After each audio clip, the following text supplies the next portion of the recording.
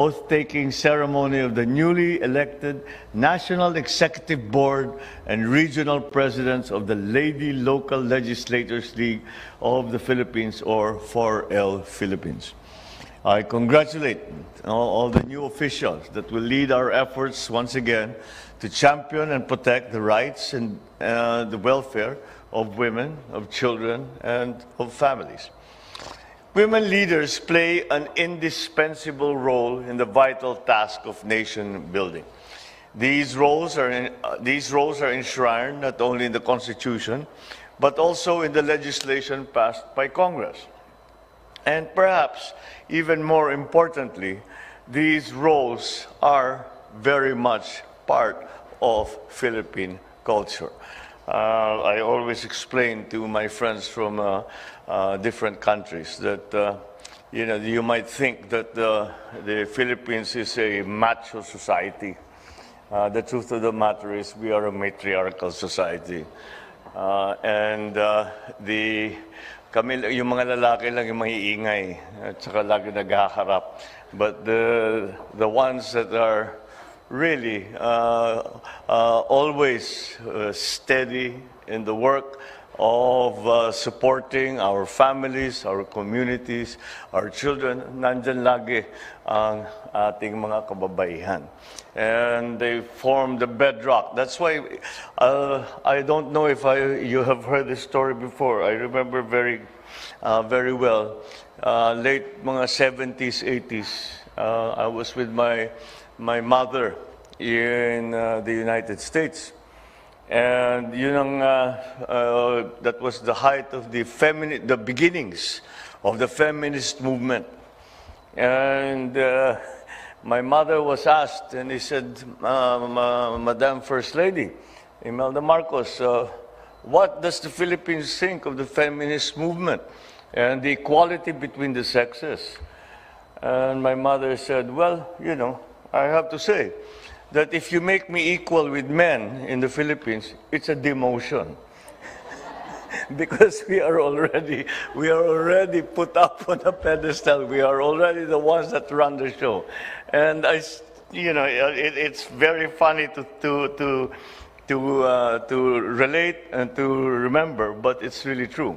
That's really the very best that we really are very much in that cultural mode. Vice Gov Cecil will attest to that. For example, in Ilocos, kami yung mga di ba? Kami yung mga Ilocano, kami yung mga supposed to be the matatapang, the stoic types, etc., etc. But in the Ilocano tradition, for example, when I was governor there, pag nagbabayad kami ng sahod, hindi namin binibigay sa empleyadong lalaki. Binibigay namin sa asawa. And yung asawa ang magbibigay ng allowance doon sa lalaki. Kaya ganun talaga eh. But that really always has been the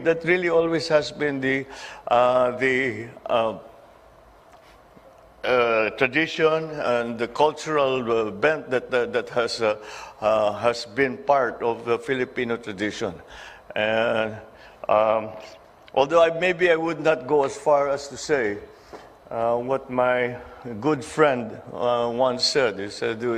He reminded us of the saying that behind every great man, there is an even greater woman. Sabi niya, well, if that is the logic, the more great women behind the man, the better, di ba? Sabi ko, hindi yan siguro applicable dito sa Pilipinas. But of course, that really is the very important place that women play in our society, and it is sometimes that is why it was very easy for us when the issues of gender equality, the issues of all of these. Now that perhaps in the newer civilizations they are only starting to discover, we immediately scored very, very high in terms of that simply because that has always been part of Filipino culture. And that is why we count very much. See, Vice Gov says will attest to this. When I was governor also in Ilocos Norte, of course we had the male mayors and the female mayors. And after a while, miniting ko yung mga lalaki. Sabi ko, you guys better pick up your game. Napapahiya tayo dito sa mga babae because they're doing better work. And, there's very much a point to that. And that's why it is very, very, when the issues, like I said, of gender equality came up, napakadali para sa Pilipino na maunawaan yun. Dahil we all hold our mothers, our sisters, our grandmothers, our aunts in high regard. In the sense that we basically are formed by the women in our culture. And that applies to government as well. In terms of government and the parts and the roles that you play, that is still very much the case. And we are still the megaphone, the noisy ones. Kami nagpapasikat na nag-iingay. But the steady work is very much done by the women in the background. And that, I think, is something that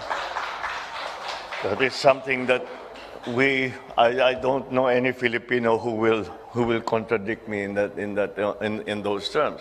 So I have great hopes as officers and members of the 4L Philippines that you will continue to work for the passage of, in our work, local legislative measures that aim to improve the lives of our people, especially the vulnerable.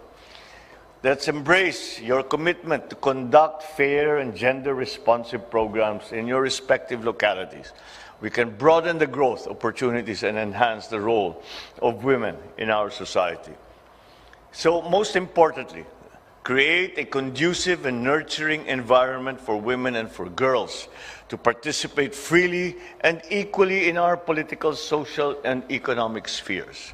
Baka dito lang tayo nagkakakulang, giving opportunities to young girls, to women, and not somehow exclude women from, and girls especially, as they grow up, exclude them from certain sectors of our economy, certain sectors of our society. However, that's changing very much, and I think that the Philippines is doing a good job with that. Because of, again, the recognition by Filipinos that we have a supreme asset in our ladies, that our Filipino, the girls, the young girls, the women who have been working very, very hard for our society, all throughout our national history. So moving forward, I hope to see more women in key leadership positions in the country.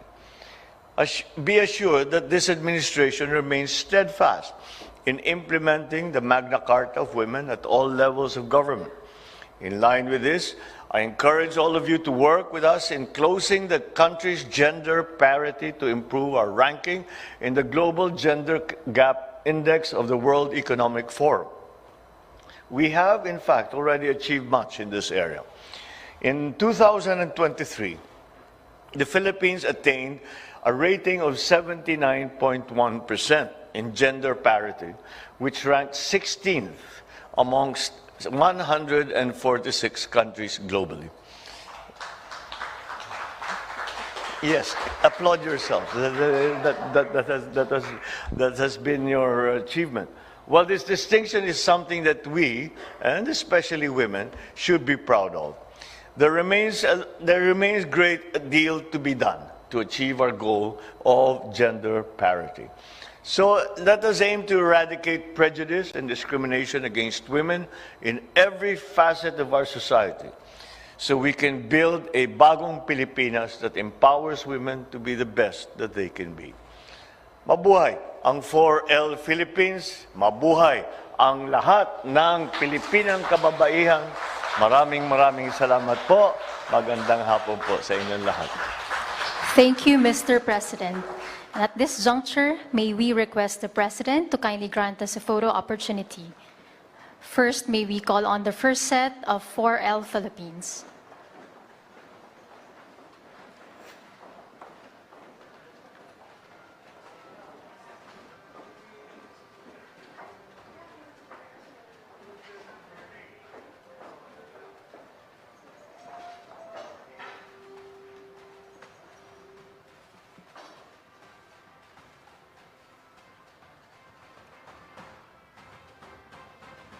Thank you. Next, may we call on the second set of officials of 4L Philippines.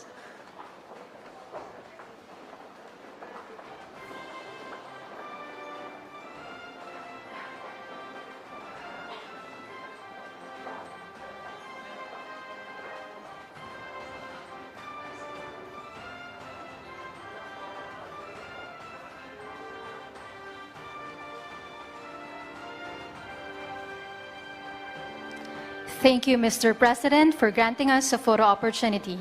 That concludes our oath-taking ceremony. Thank you, Mr. President. Once again, ladies and gentlemen, President Ferdinand R. Marcos Jr.